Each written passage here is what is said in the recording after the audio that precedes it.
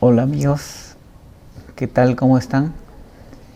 Este es La Última Butaca a la Izquierda, el podcast.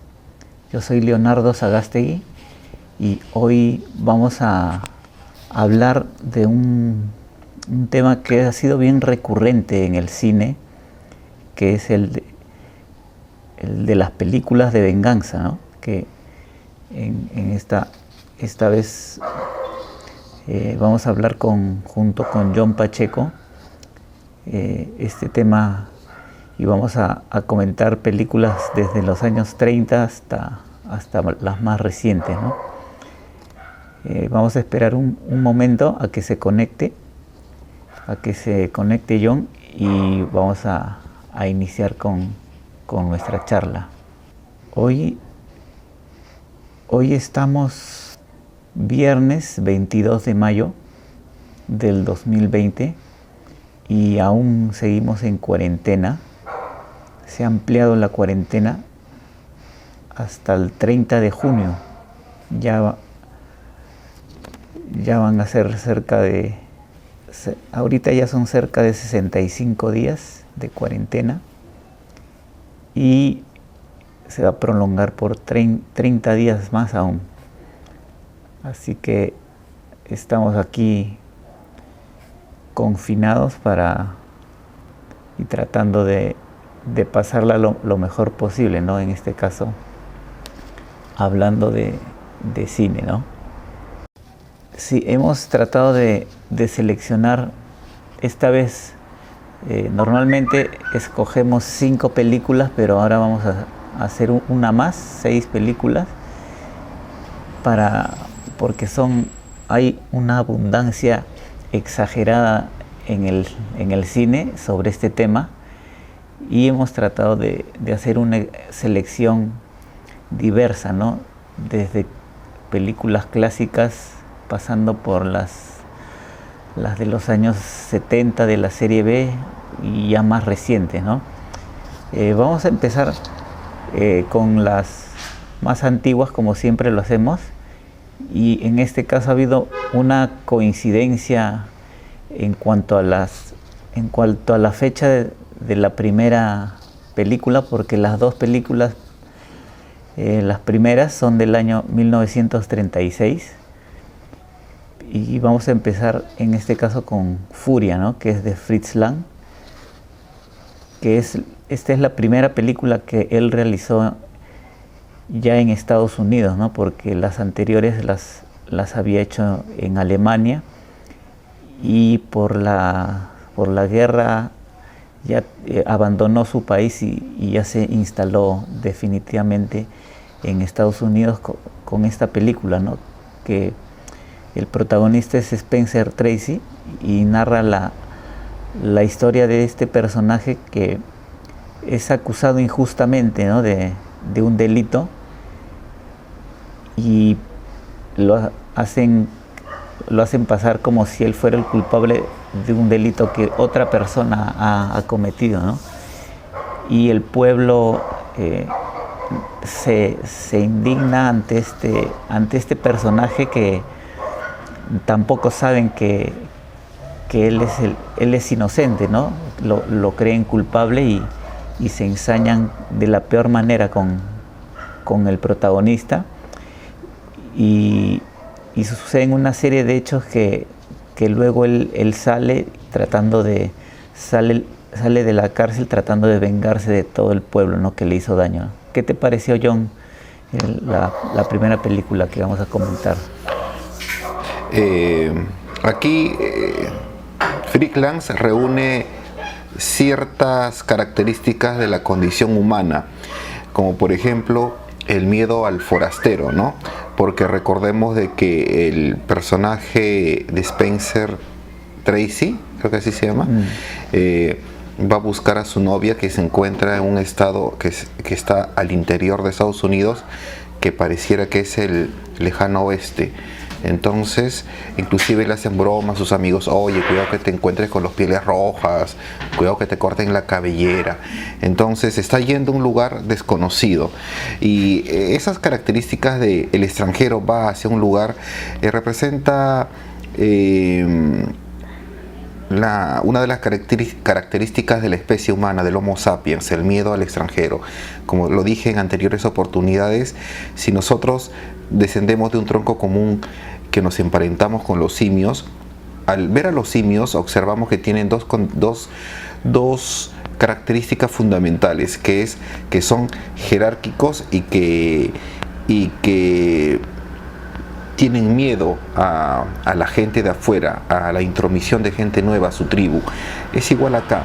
Entonces un tipo que llega a un pueblo y que por coincidencia del destino, justo en esos momentos unos delincuentes habían secuestrado una niña y que asumen que esta persona, solamente por el hecho de que sea extranjero, es el culpable, origina una serie de injusticias que este personaje va a sufrir en carne propia, y que precisamente por el hecho de que no haya encontrado justicia, decide él tomarse la justicia con sus propias manos, ¿no?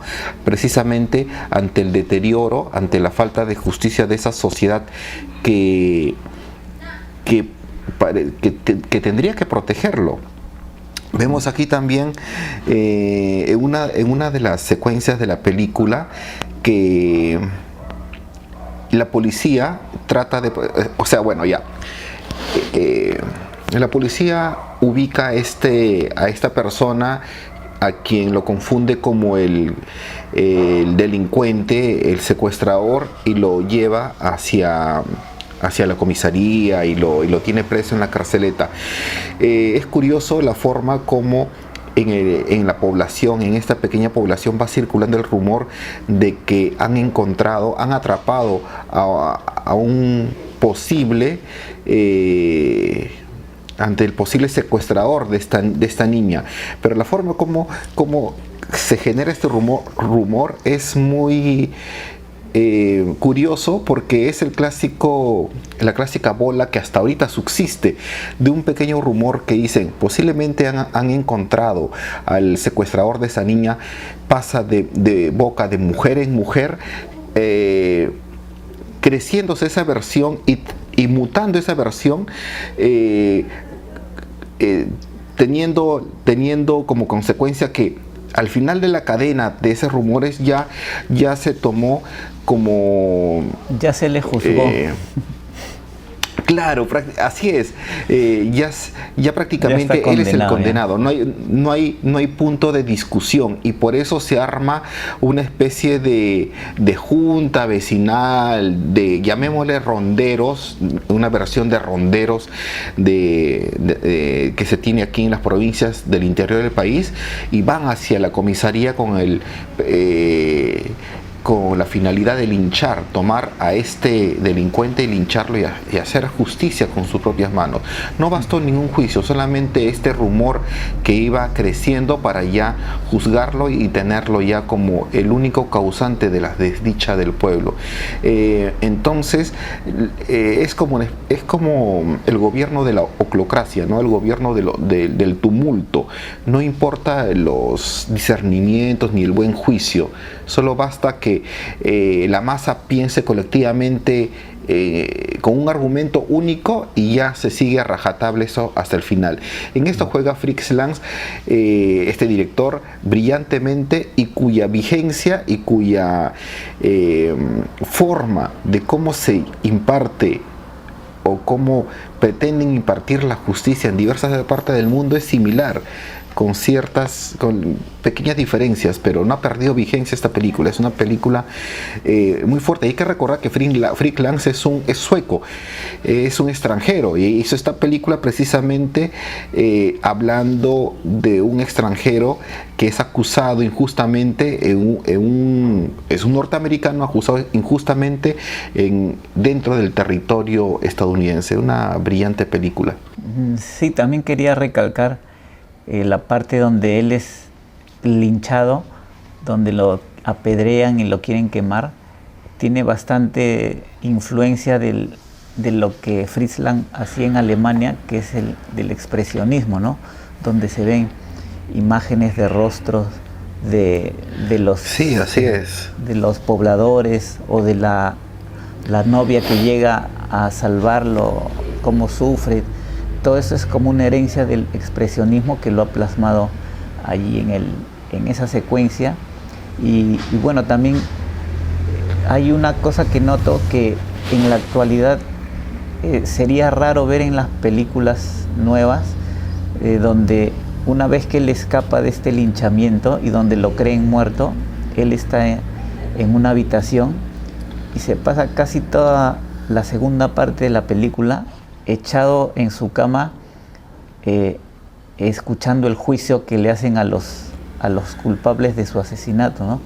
Entonces él está sin hacer absolutamente nada, simplemente regodeándose de lo que él considere su venganza, ¿no? Sin hacer nada, ¿no? Y es algo raro que eso suceda en películas nuevas, actuales, donde forzosamente el protagonista tiene que hacer algo o estar moviéndose.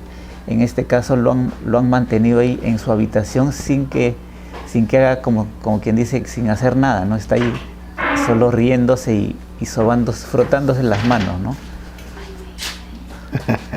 Sí, buen punto, porque en las películas actuales vemos que alguien le toca el pelo a su hija y esto desencadena la ira de Schwarzenegger, ¿no? Que dispara a diestra y siniestra y sin recibir un solo rasguño.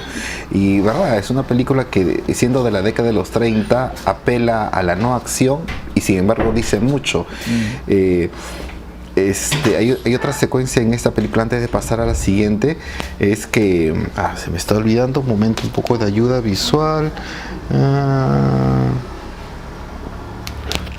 Ya, cuando ocurre esta pantomima de juicio inicial, donde se trata de limpiar a los 22 posibles atacantes de linchamiento hacia este individuo, toda la tensión, todo el clímax ya va hacia la película, va hacia el juicio, de cómo se está llevando el juicio, que, como tú dices, a la par está escuchándolo el sujeto, el malherido, en una habitación donde se esconde. Entonces vemos que ya la venganza es llevada a otro nivel. Se está como que el sistema se está encargando de aplicar la venganza que el individuo lo ha originado al no presentarse, al no haber encontrado su cadáver y pensando en la justicia que ha ocurrido un homicidio y por tal esos 22 implicados en el linchamiento sí merecen la horca. Al no encontrarse el cadáver, eso origina una especie de venganza que proviene del sistema, de la institución, y que es, como tú dices, celebrado a oscuras, donde el supuesto victimario se regordea en su suerte. Sí, es otra brillante otra vuelta de tuerca que hace Fritz Lang, un director brillante que nos ha asombrado con diferentes títulos, pero por hoy creo que basta con decir de esto. Sí, de estas palabras con esta película. Le recomendamos nomás que la vean a nuestros oyentes, y pasamos ya a la siguiente película, que es The Devil Doll, o cuya traducción al castellano era Muñecos Infernales, que es de 1936 de Todd Browning, y trata de un preso que es condenado injustamente, ¿no? a estar encerrado en una cárcel sin tener él la culpa, ¿no? Y los culpables han quedado libres, ¿no? Entonces él escapa, huye de la cárcel y tiene en la mente la única idea de vengarse de estas personas que lo han metido allí injustamente, ¿no? Y para esto él se disfraza de una viejecita y tiene una pócima donde él puede puede reducir a las personas como si fueran muñecos pequeños. Es una mezcla de ciencia ficción con película policial. Tiene varias aristas, ¿no? La película, ¿no? Y también porque el director es Todd Browning y nos ha acostumbrado a que sus películas sean de un género variado y también de un género fantástico, ¿no? Entonces, lo que me asombró también de la película es que para su época está bien adelantada en cuanto a los efectos que han utilizado para mostrar a estos personajes pequeños que son humanos pero en miniatura, ¿no? Como si fuera el Chapulín Colorado que se ha reducido con su pastilla de chiquitolina. Y la utilería. Pero acá todavía están mejor que en el Chapulín, ¿no? A pesar de la época, están mejor realizados los juegos que hacen con las sombras de los personajes. Está bien hecho, ¿no? Y no sé qué te pareció a ti la película. Sí, es un agradable descubrimiento de esta película de Todd Browning, que nos asombró con La Parada de los Monstruos, ¿no? La película más recordada de este director. Entonces aquí, como tú lo dices, es la presencia o el descubrimiento de esta sustancia que reduce a las personas y los transforma como una especie de zombies en miniatura, ¿no? Que pueden hacer las cosas con la mente. Sí, así es. ¿Por qué? Porque al ser, según el argumento de la película, es de que al reducirse el cerebrito, ellos, los humanos, nosotros los normales, podemos controlar a seres con cerebros tan diminutos. Y me hace recordar la parte inicial cuando dice el científico que ha logrado esto, que voy a hacer que toda la población mundial se reduzca de tamaño, porque de esta forma voy a hacer de que de que la comida alcance para todos, porque al reducirse el ser humano a la sexta parte, también va a comer la sexta parte de todo, y de tal forma todo el mundo va a comer. O sea, una especie de misión y visión entre estilizada y con un fin, le daba un fin utilitario a una sustancia que al final de cuentas servía solo para controlar a seres diminutos a voluntad. Pero esa es la parte inicial, el argumento que estaba dando el científico. Pero lo que deviene a continuación es de que, muerto el científico, como tú lo dices, la persona en la cual recae el peso de la película y que busca la venganza precisamente porque ingresó a la cárcel por culpa de unos socios. Él era banquero y tenía como socios a otros banqueros que le metieron a la cárcel y estuvo 17 años allí dentro. Busca una venganza y utiliza como peones para conseguir su venganza estos seres diminutos. Y aquí me da...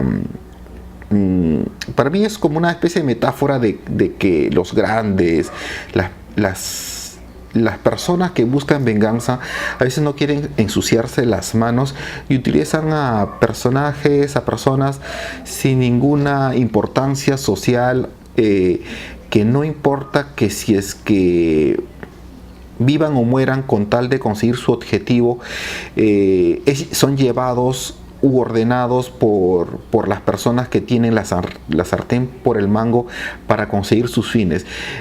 Parece que es una especie de alegoría a ello, la utilización de estos seres diminutos para conseguir el objetivo de este ex banquero arruinado, ¿no? Que es que sus compañeros, sus ex socios, sufran las consecuencias por haberlo encerrado.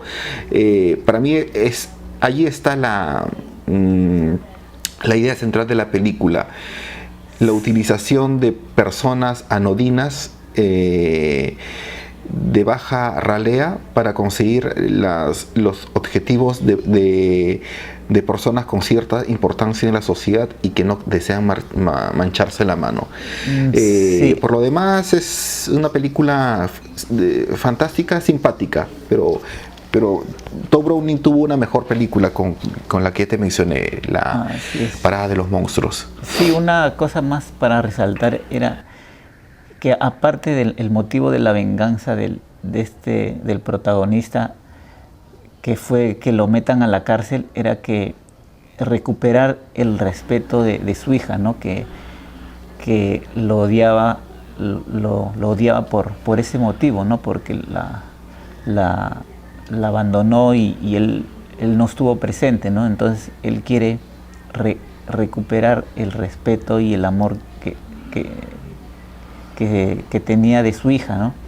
Entonces ese también es el aliciente para hacer todo lo que ha estado planificando, ¿no? Y también al final como una especie de recompensa, él le pide se presenta ante su hija como si fuera un desconocido y le da un mensaje de su supuesto papá que ya ha muerto, pero en realidad él es el papá, ¿no? Y no quiere presentarse ante ella como su papá, sino que le da el mensaje como si otra persona hubiera sido su papá, ¿no? Esa secuencia final me hizo recordar a Darman con Liam Neeson, cuando Darman se despide de su amada. No se despide, creo que lo ve a lo lejos. No sé si viste esa película. Sí. Y Darman cruza una avenida en Nueva York y se confunde con la muchedumbre y se va. En vez de presentarse ante su novia y decirle soy yo, he vuelto, pero se va. Ahí parece que Darman homenajea este final de la película, que sí es chévere en esa parte. Que también es una buena película, Darman, así que y es de venganza, así que también se la recomendamos. Así es. Ya, vamos ahora a la siguiente película, que es la última casa a la izquierda de Wes Craven. Yo te recomiendo de que podemos juntar La última casa a la izquierda y I Spit on Your Grave, o grave, como se pronuncie, porque es casi de la misma temática. Sí, para avanzar un poco más rápido. Son similares, podemos comentar las dos a la vez. Aparte son las típicas películas de serie B de los 70s y son más o menos del mismo tema, ¿no? Por ejemplo, en la de Wes Craven, esta fue la primera película que él realizó. Y se nota una película así bien casera, con una puesta en escena casi amateur y donde no se ha trabajado mucho los planos o la iluminación, ¿no? Se nota bien artesanal, y es la historia de dos adolescentes que van a un concierto, pero en el camino se encuentran con unos delincuentes, unos depravados que las secuestran y la abusan de ellas, se las violan, y por una casualidad de la vida, ellos, los delincuentes, se alojan luego en la casa de los papás de una de las víctimas, ¿no? Y ahí es donde se desencadena la venganza, ¿no? ¿Qué te pareció, John, la película? Bueno, como una película auroral de Wes Craven, se puede entender, pero no me ha gustado del todo esta película, porque es una película que se regodea con la mostración de escenas violentas muy gráficas, y quizá para mí, como para un grueso grupo de la gente, puede resultar chocante, porque yo creo que el cine tiene que mostrar una historia donde cuando se muestra un personaje, este tiene que crecer, evolucionar, y que el público, el espectador, acepte o rechace a este personaje y lo vaya acompañando en su recorrido en la película hasta el epílogo final, hasta el clímax, el epílogo final. Pero lo que se muestra aquí es de que primero en la película La Última Casa a la Izquierda, es de que un 70% del metraje es una mostración de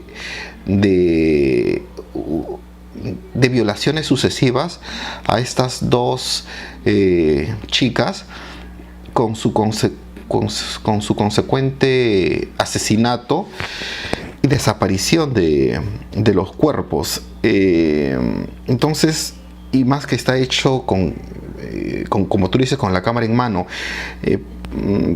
pareciera que estamos ante un noticiero que esté haciendo un reportaje en la cual se adentra en los tugurios y los bajos fondos de alguna población rural de los Estados Unidos, hiciera un registro sin corte de un hecho luctuoso que se desarrolla allí.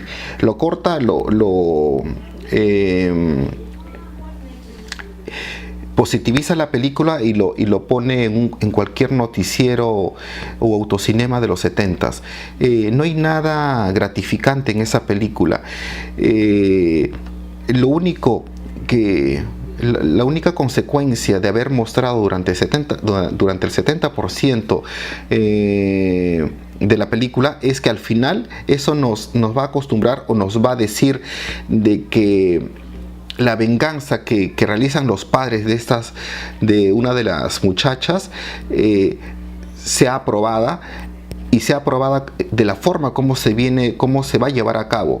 No lo vamos a decir de cómo de cómo se ha llevado a cabo esta venganza, pero no hay nada aleccionador en esta película que pueda servir o ayudar a apreciar el buen cine. Obviamente es una película de serie B y que está hecho para los como gran parte de la serie B, para los autocinemas y para esa juventud y esos adolescentes de los Estados Unidos, y tiene ese público, y quizás ellos puedan regodearse con ese tipo de cine. También hay otro punto que considerar, es de que como siempre lo digo, las películas son productos de su tiempo, ¿no? Y en ese tiempo estaba saliendo, me parece, Estados Unidos de la guerra de Vietnam. Entonces todas las noticias que venían de esa parte del mundo no era nada gratificante. Entonces mostrar una película de este calibre era como que era permisivo, como que no chocaría mucho a una población ya acostumbrada con la información que venía del Asia. Y de la misma forma es Yo escupiré sobre tu tumba, ¿no, Leo? Es la siguiente película en esta serie. Esa sería la traducción literal, pero también se le tituló a esa película, le pusieron El Día de la Mujer. Esas cosas raras que tienen los tituladores de películas. Por esa vuelta de tuerca, ¿no? Sí. Es la historia de una joven escritora que va al campo para empezar a escribir su primer libro, y en esta casa de campo que es similar a la casa de campo de las otras películas de esa época, se ve que llegan unos degenerados que están merodeando el lugar donde ella está habitando, porque es un lugar así con un río al costado, bien paradisíaco, y estos tipos la violan varias veces y la abandonan, ¿no? Y hay uno de los delincuentes que es, digamos, tiene como es como un enfermito que lo tratan así como un retrasado, y le encargan a él terminar ya de matarla, ¿no? Pero él no se atreve a hacerlo, y solamente les dice que ya la mató, pero la ha dejado viva, y este es el punto en que ella se recupera y decide vengarse de todos, ¿no? De cada uno de ellos, digamos, de una manera bien fría y a la vez con una venganza bien planificada, ¿no? O sea, tratando de que les duela lo más posible a ellos lo que le hicieron a ella, ¿no? ¿Qué te pareció a ti? Sí. Es casi del mismo corte de la película anterior, pero aquí lo que voy es, o el punto de discusión es, cuando se hace este tipo de películas, cuando el cine aborda una temática de esta naturaleza, pero lo aborda de esa forma, donde una gran parte del metraje se encarga de mostrar la violación de la forma más cruda, para que eso sirva de pretexto hacia el final de la película, lograr que los personajes realicen la venganza precisamente por haber sufrido esa calamidad, pero sin ningún trabajo estético, sin ningún trabajo, o en todo caso con la mucha mostración de esa parte chocante, visceral. Y creo que en esta última película inició el tipo de películas que se le llama gore, cine snuff o cine gore, donde se mostraba desmembramientos, sangre que brota de los cuerpos. Entonces, frente a eso yo me pregunto, ¿el cine es valioso por el cine en sí mismo? A ver, me voy a argumentar la pregunta. Hace años, en el año más o menos 2005, en el Centro Cultural de España, se abrió una galería donde el título de esa exposición era El arte por el arte.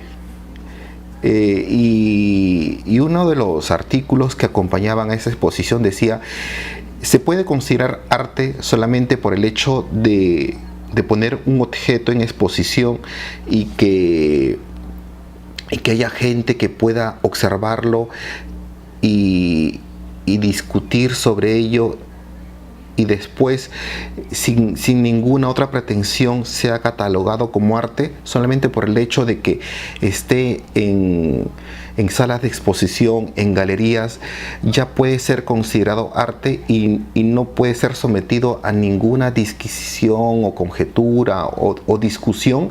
De la misma forma podemos hablar de este tipo de cines que, cuando se hace las películas, que estas dos últimas películas, se les puede considerar cine por el hecho de haberse hecho en celuloide. Hace, creo que 3 años atrás, hicieron una película sobre, creo que se llama El Pequeño Seductor, que un crítico de cine lo catalogó como el subcine, ¿no? El cine que está por debajo del cine de buen gusto, o el cine que pueda cumplir ciertos cánones para ser considerado una obra de arte. De la misma forma, cuando nosotros nos topamos con este cine como La Última Casa a la izquierda, podemos considerarlo cine por el hecho, aparte del mero hecho de haber sido filmado en celuloide, por ser una obra artística. Creo yo de que aquí se puede abrir un debate para muchas discusiones. Entonces, cuando algún sujeto ha agarrado una cámara y ha filmado este tipo de películas sin ningún planteamiento estético o sin ningún, y no basado en lo que propone pues un trabajo intelectual, nos topamos con ese tipo de películas, creo yo, que degradan el buen nombre del cine, el buen nombre ganado del cine. Entonces, esto también me hace recordar a lo que se discutía el año pasado, cuando en una galería de Miami Beach, creo, se expuso un plátano pegado en una pared con una cinta adhesiva, ¿no? Y que algunos lo valuaban en $120,000. Esto en contraposición con otras obras de arte como las obras del Renacimiento, que allí sí hay un trabajo estético que se ha desarrollado. De la misma forma, este tipo de cine, por el simple hecho de rodar, ya puede ser considerado una obra cinematográfica, y me duele pensar de que inclusive esta película esté dentro de una lista de películas de culto, ¿no? Entonces, yo no recomiendo estas dos últimas películas. La última Casa a la izquierda y Escupiré sobre tu tumba. Tratan sobre el tema de la venganza, pero es una venganza que se regodea en que primero te muestra toda la bajeza humana, mostrándolo gráficamente para que eso sea el pretexto para que se desarrolle una venganza que dure, en el primer caso, 15 minutos, que es lo que ha durado, y que eso sea la película, ¿no? Una mostración de destripamientos por el 80% del metraje, y una venganza que es el epílogo en 15 minutos. En mi caso yo no recomiendo estas películas, pero creo que ya tenemos que entrar a otras películas, a menos que, Leo, podamos... No, ¿Tienes algo que decir sobre estas dos películas? Está claro lo que has dicho. Y pasemos a la siguiente, que es el Vengador Anónimo, que también es de los años 70, de 1974. Y es la famosa película de Charles Bronson, ¿no? Donde su esposa y su hija sufren también una agresión de unos delincuentes comunes, y donde la esposa muere y la hija queda traumada, ¿no? Casi en estado así catatónico, ya no puede hablar, se ha quedado así. Y la historia trata de este hombre que sufre este trauma, y al no poder encontrar o tener una solución de encontrar a los culpables, él empieza a tomar la justicia por sus manos, pero no contra los mismos delincuentes que hicieron este daño, sino contra cualquier delincuente que se le pase, que se le cruce en su vida, ¿no? Entonces es como un justiciero anónimo que vaga por las calles deshaciéndose de todos los delincuentes que encuentra, ¿no? ¿Qué te pareció a ti, John? Esta es una película gratificante. Me gustó la película. Yo la he visto ya hace bastante tiempo. La he vuelto a ver precisamente para discutirlo ahora. Pero era una película que pasaba tranquilamente en función estelar a las 9 de la noche en los años 90, 80s y 90s. Y yo he visto esta película varias veces. Me gustó, me fascinaba la idea de que se tome la justicia con sus propias manos. porque, a ver, prácticamente es una condición antiquísima, ¿no? Siempre hemos escuchado la ley del talión, ¿no? Ojo por ojo, si te matan una vaca, tienes que reponer al sujeto al que lo has matado con otra vaca, con un animal similar. Entonces, bajo estas premisas, vemos a un ciudadano neoyorquino que lleva una vida normal, que paga sus impuestos, que tiene un buen trabajo, es ingeniero civil, y que en un momento de su vida, un momento feliz de su vida, creo que se iba a casar con su prometida. Ya tenía una hija, pero me acuerdo de un anillo, no sé, eso no sé en qué momento entró a taller en la historia, pero en un momento feliz de su vida irrumpen unos desgraciados que terminan arruinando ese momento agradable, y lejos de encontrar justicia en el sistema, lo que encuentra es apatía. Sí, lo vamos a encontrar, quizá vamos a ver, déjelo en nuestras manos, respuestas de las autoridades, ¿no? Y aún así, este ciudadano, que puede ser como cualquiera de nosotros, apesadumbrado por esa respuesta, vaga por las calles de Nueva York, camina por el Central Park, y ahí es sorprendido por un delincuente, el cual él lo reduce de una forma casi maquinal, sin pensarlo.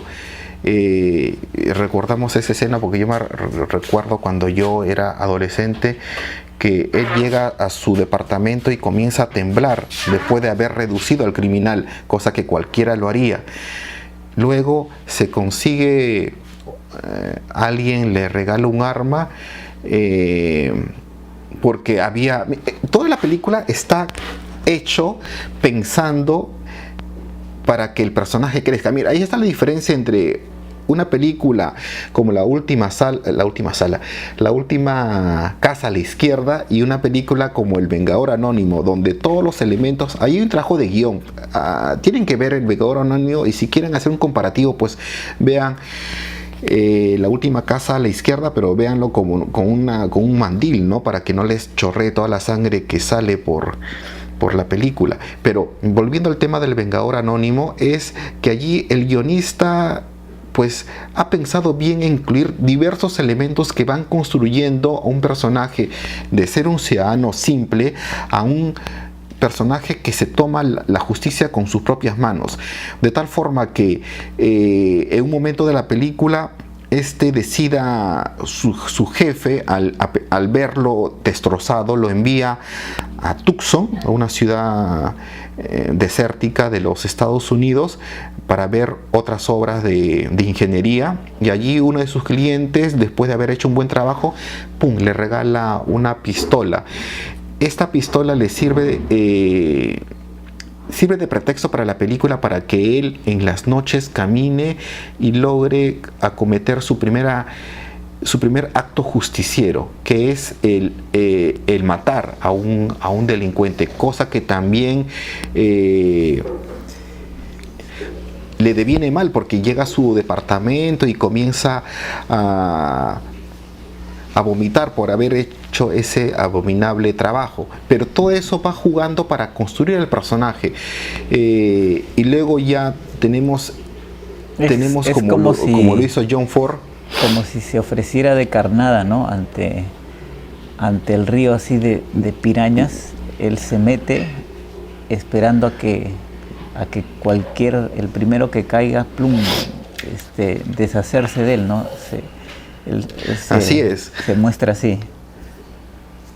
Y claro, y en cada momento, en cada episodio, cada acto, en cada momento que incursiona en las calles de noche, su personaje va adquiriendo protagonismo, va creciendo, va viendo los diarios al día siguiente, donde observa de que los números de asesinatos de delincuentes van en aumento, él se alegra. O sea, está bien pensada la estructura del guión para construir este personaje, y uno le entabla cariño al personaje, quiere saber más de él, no quiere que le suceda nada malo, quiere que se vengue de los delincuentes que han malogrado su estabilidad familiar. Eso es lo que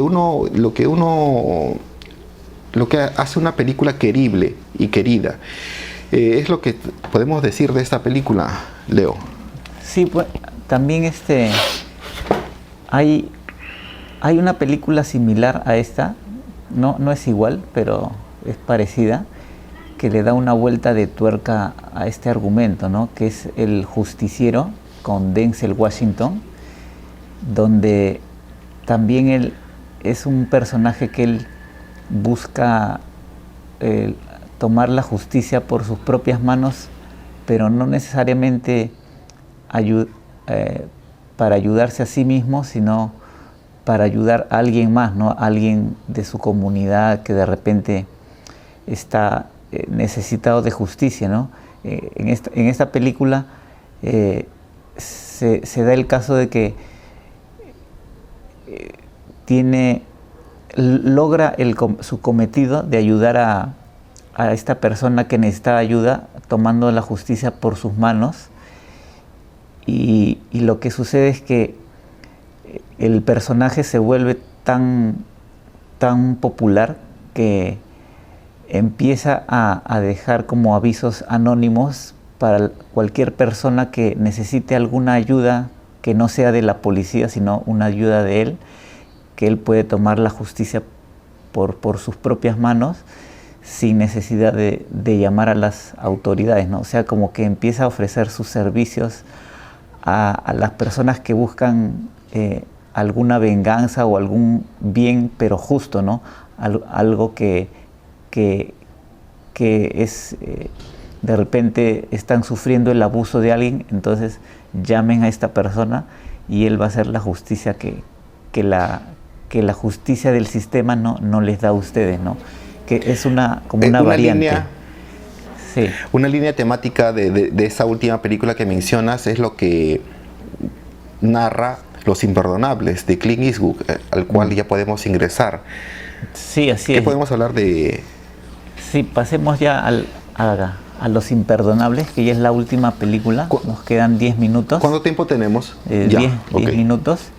Y bueno, para mí es de las que hemos visto y analizado, es la mejor de todas, porque narra la historia de un pistolero viejo, acabado y retirado, que necesita dinero para criar a sus hijos, y se entera que unas prostitutas han puesto una recompensa porque han desfigurado a una de ellas, ¿no? Unos malhechores la han desfigurado y han puesto una recompensa de $1000 al que haga justicia, ¿no? Y los mate a estos delincuentes, ¿no? Entonces la venganza en este caso parte en un primer momento de estas prostitutas que ven que el juez, a pesar de que en un primer momento detuvieron a los delincuentes, el sheriff del pueblo es un poco benevolente con ellos y no los golpea como usualmente lo suele hacer con los delincuentes, ¿no? O los castiga, sino simplemente les da un tiempo para que les recompensen dándole unos caballos, ¿no? Como pago del delito que han hecho, ¿no? Y las prostitutas se sienten indignadas y no se sienten que hacen justicia a lo que le han hecho a su amiga, ¿no? Que le han desfigurado el rostro, ¿no? Entonces esta venganza inicial parte de ellas y se transforma a lo largo posteriormente, porque se arma como un grupo de 3 personas, que es Clint Eastwood, Morgan Freeman y un joven entusiasta pistolero que es medio cegatón y no sabemos cómo va a poder unirse y estar a la altura de ellos, ¿no? Que ya son mayores y, digamos, han tenido un pasado delincuencial que digamos, respalda, ¿no? Toda su pasado, ¿no? Entonces, en esta segunda parte, uno de estos personajes, que es el de Morgan Freeman, cae víctima de este sheriff y es asesinado, y la venganza se traslada de lo que era la venganza inicial de las prostitutas, ahora es la venganza de Clint Eastwood, porque han matado a su mejor amigo, ¿no? A su amigo de años, ¿no? ¿Qué te pareció a ti, John, la película? Mira, Los Imperdonables, a diferencia de la película anterior como El Vengador Anónimo, al personaje principal, a Clint Eastwood, no le han hecho ningún mal. Él cuando... a ver, vamos a ir por partes. Es una prostituta en un pueblo, algo de whisky. El pueblo se llama Whisky, una cosa así. Es cortada, y entonces, como acto de venganza, ponen un aviso donde dicen que se les va a pagar cierta cantidad de dinero para matar a estos dos tipos. Entonces hay algunas personas que están interesadas y van a cometer este acto de justicia. Entonces estamos ante la figura pareciera de un mercenario, ¿no? Clint Eastwood, que habita en una zona alejada del pueblo, sabe de esta noticia, y como necesita dinero, como vive solo con sus hijos, su esposa ya falleció, pues, y tiene una granja que está pasando por una lenta agonía, pues decide embarcarse en este proyecto. Para ello llama, como tú lo dices, a Morgan Freeman y a un muchacho cuasi cegatón quien le informa de esta tarea. Entonces viene a ser como una suerte de vengadores, son como mercenarios. Cazarrecompensas, ¿no? Como en el lejano así oeste, es. Que buscan cualquier recompensa que se esté dando por alguien y van a cazarlo, ¿no? Esa es la idea. Ajá. Y ese hecho hace que la película digamos, no vaya por la línea de la venganza propiamente dicho. Uno no se enternece con Clint Eastwood porque le han hecho algo mal a la familia o algo mal a él, y por tal motivo su acción es justificada. Más bien tenemos la historia pasada de Clint Eastwood, donde era un delincuente pero de los malos, ¿no? Al parecer de los peores que han existido sobre el suelo norteamericano, y que al parecer inicia esta cruzada con una especie de expiación para tener el dinero y para resolver viejos recuerdos que la atormentan hasta ese día. Al margen, sacando de lado un poco el tema de la venganza, esta película para mí es una metáfora sobre el pueblo norteamericano y su vinculación o su papel de líder mundial en la escena contemporánea. Me explico. Tenemos a un grupo de prostitutas cuyo uno de sus integrantes han sido golpeadas y piden justicia. Puede ser la alegoría perfecta de cualquier país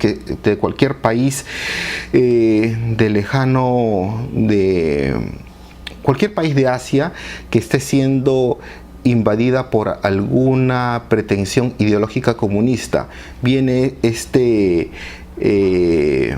país, Estados Unidos, para ser como que la autoridad mundial, para intervenir en aquel país y restablecer el orden, entre comillas.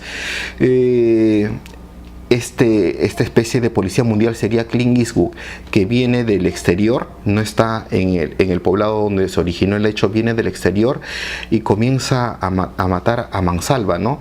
No distingue entre quiénes son los buenos y quiénes son los malos. Al final de cuentas, en la película, uno, por la forma como está narrado, observa que todos tienen sus anticuchos, todos tienen algo de malo, no hay ninguno que se salva, hasta el protagonista principal, Clint Eastwood, que al final de cuentas se erige como el paladín de la justicia, el que reforma toda la situación en ese momento, a pesar de que tiene su pasado de villano. Igual, por ello hago esa metáfora del papel de Estados Unidos interviniendo en cualquier país de Sudamérica en la década de los 80s o del Asia, donde imprime su papel de autoridad, irrumpiendo, matando, asesinando, pero consolidando esa idea capitalista, democrática, entre comillas, ¿no? Y hay una escena que refuerza más esta idea. Hay una escena casi al final, cuando ya en la escena donde luego de matar, luego de asesinar a la mayor parte de sus atacantes en el bar, y este se retira en medio de una noche lluviosa hacia el horizonte, hay una escena en la cual él está en su caballo y luego voltea y dice esta frase. Dice bastantes cosas, pero dice esta: o regresaré y los mataré a todos. Pero esta frasecita está enclavada dentro de un encuadre donde en la parte de la izquierda está Clint Eastwood y en la parte de la derecha está la bandera norteamericana bien, o sea, es de noche, está algo oscura en medio de una noche lluviosa, pero se logra ver. Entonces allí pareciera que Clint Eastwood está por allí lanzando esta especie de... Conociendo a Clint Eastwood, está lanzando una especie de antipropaganda, ¿no? Donde dice, mira, este es el pueblo norteamericano. A pesar de que haya hecho bastante tiranía en el pasado, sigue teniendo un papel preponderante en la escena mundial. Con esta frase pareciera que eso se presta a múltiples interpretaciones. El papel de Estados Unidos interviniendo en cualquier país, no importa su pasado que haya tenido, lo importante es de cómo está resolviendo las cosas ahora, entre comillas. Eso ya es otro, y de la forma como lo está resolviendo, y ese es otro punto de discusión. Pero para mí esa es la metáfora de la película, porque aquí no hay un acto de aplicar la venganza propiamente dicho. A Clint Eastwood no le han hecho nada, no tendría por qué digamos, intervenir de aquella forma como si intervenía pues Charles Bronson en El Vengador Anónimo, ¿no? Uno se engancha con el personaje, vive todo lo que vive Charles Bronson, pero en la película de Clint Eastwood tenemos esta especie de disociación, esta especie de lejanía con su personaje. Sí, al inicio, como comentas, él no tendría por qué intervenir, y lo único que a él le interesa es la recompensa, ¿no? El dinero. Pero ya posteriormente, cuando su amigo cae víctima del sheriff, es que ahí ya él decide involucrarse, lo toma como algo ya personal, y creo que ahí es donde rige este tema, ¿no? de la venganza como algo personal que él se lo toma, ¿no? Y lo que comentaba sobre este final donde él amenaza a todo el pueblo, cuando dice que les advierte, ¿no? Que entierren a su amigo de una manera decente, que no lo dejen ahí como una muestra, ¿no? a los demás, ¿no? Que lo entierren, o si no él va a volver al pueblo y va a matar a todos, ¿no? Entonces yo más como lo has interpretado tú, lo noto como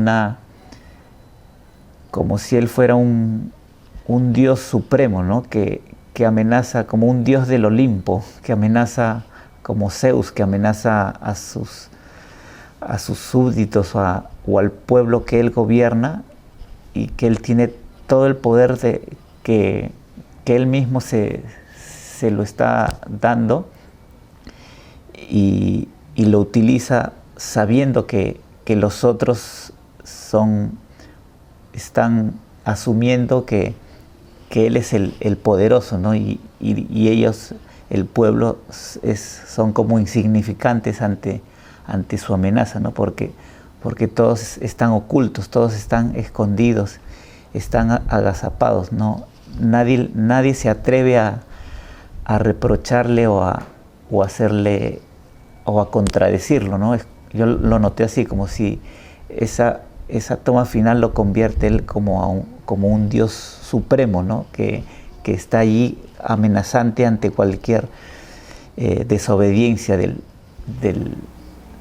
pueblo, ¿no? Claro, y en toda la película de Los Imperdonables, Clint Eastwood se trata de destruir su imagen antigua de buenhechor, de aplicante de la justicia, pero que tiene su lado, o tiene cierto corazoncito, ¿no? Aquí no. Yo hacia el final del metraje,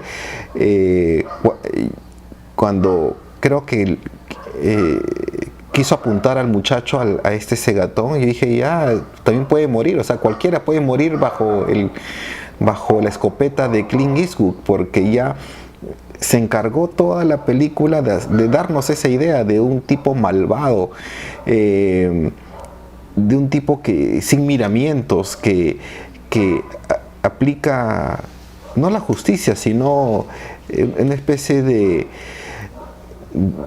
una justicia que él misma se la cree, ¿no? Entonces, en ese sentido, sí es una película que desnuda completamente, desnuda al alma humana, porque vemos que todos los personajes tienen sus entripados, ¿no? Tienen su pasado oscuro, que en buena o en mala parte hacen de que esa justicia que les viene de parte de Clint Eastwood sea aceptada, sea complaciente. Así es. Bueno, eso creo que ahí ya concluimos, ¿no? con las películas que hemos seleccionado. Como comentaba, hay cientos de películas de venganza y hay varias que se nos han quedado en la preselección que siempre hacemos, que no hemos podido comentar, pero hubiera sido interesante, ¿no? Comentarlas también en esta ocasión, ¿no? Y ya para el próximo podcast, que ya sería el 7º podcast, vamos a conversar sobre las películas. Vamos a ser bien específicos en este tema. Hemos escogido las películas de gángsters, pero de gángsters de los años 30 y 40, ¿no? Así que si los oyentes tienen alguna sugerencia de qué película les interese comentar, ya nos pueden escribir tanto al Instagram o al YouTube, ¿no? Y también nos pueden sugerir nuevos temas, ¿no? para los siguientes programas. Y ahora que ya la cuarentena se ha extendido más de un mes, vamos a tener más programas por venir, ¿no? Porque estamos aprovechando esta cuarentena para conversar de estos temas, ¿no? No sé qué te parece, John. Claro, sí. Las palabras finales.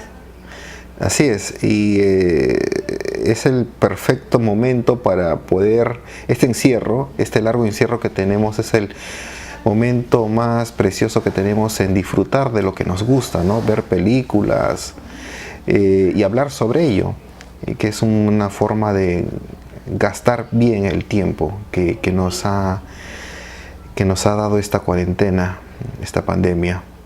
Y bueno, y gracias a los que nos han escuchado, a los que nos han seguido, y también recuerden que esta transmisión lo pueden escuchar por YouTube a través del audio, que ya lo vamos a estar, los enlaces se van a colocar en en la cuenta de este Instagram. Acá tenemos un comentario, comenten El Padrino. Claro, sí, lo vamos a comentar. Yo creo que merece otra temática El Padrino, porque los gángsters, pero puede ser que esté dentro del bloque de los gángsters. La película Pere Código. Otro programa con gángsters más actuales. Más actuales. Ahí está El Padrino y ahí está también la otra gran película, Martín Scorsese con una película, Buenos Muchachos. Buenos Muchachos también. Sí. Ajá, así que ahí va a estar en ese bloque Los Padrinos, Los Intocables, claro. Brian De Palma, ¿no? Sí, Brian De Palma, así es.